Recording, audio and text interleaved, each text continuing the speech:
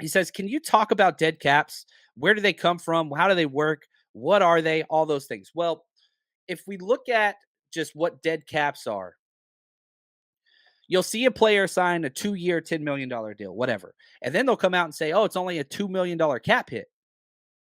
Well, the reason why it's not 5 and 5 is because the signing bonus gets spread out over the length of the deal. And the signing bonus, it can go up to 5 years. So, for example, how do I phrase this? If a player signs a 5-year, $20 million deal, okay? That's 4 million each year, right? 4 million, 4 million, 4 million, 4 million for 20 years or for those 5 years. Simple. But what they'll do is they'll do a $10 million signing bonus. Now that $10 million gets spread out over 5 years. So that's a $2 million cap hit the first year, 2 million the next year, whatever. All that salary cap or all that signing bonus is dead cap. Once, because as soon as they sign, it's called signing bonus. John Chapman signs his deal. I wish I got signing bonuses. I get $10 million up front, but that is allocated on the cap for future years, 2 million each year for those 5 years. So that's 8 million dead cap after the first year. So the NFL has even gotten more complicated with what's called void years. Okay. So now what they'll do is they'll say, "Hey, we're going to sign you on a 3-year extension. So 3 years, 9 million, right? 3 million a year. But we're going to add on to that to where 1 million comes off in the 4th year and 1 million comes off in the 5th year to help salary cap." It's just finagling. It's kind of, robbing Peter to pay Paul and all that kind of stuff. But if you look at the 49ers and where they fit, the player with the most dead cap on the 49ers roster is Debo Samuel. He's got 35 million dead cap, a huge signing bonus. He's the 27th most dead cap player in the NFL. Almost all of them are quarterbacks and defensive ends. And so again, like, let's just put this into perspective. This is the amount of dead cap on these players' salaries left. Okay. Dak Prescott, 89 million. Mahomes, 94. Kyler Murray, 97.5 million. Rodgers, 99 million. Russell Wilson, 107 million dead cap. That's second most. The most dead cap in the NFL, and I know Lamar Jackson's listening to this show. It's Deshaun Watson. Remember, number 2 is Russell Wilson with 107 million. Number 1, Deshaun Watson, $220 million. Over twice. This is why the Lamar Jackson deal can't get done. Because the Browns screwed the entire market to go get this dude.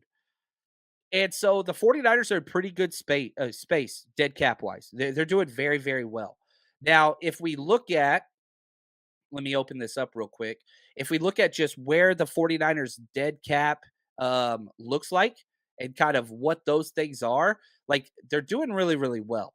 They have $17 million dead cap this year. Really not bad at all.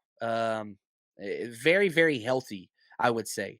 D Ford, this is the last year of D Ford. He's the largest with 8.5. Jimmy Ward, even if he plays elsewhere. Talk about those void years. We added on this cap space because they knew in the COVID year, right, when the cap dropped, that it would jump back up. And so they put 6.3 million this year, even though Jimmy's not going to be playing for us. You're still paying him 6.3 million. Alex Mack, 1.4 million, and that's it. The rest is all pennies. The Niners are one of the best in the NFL at dead cap.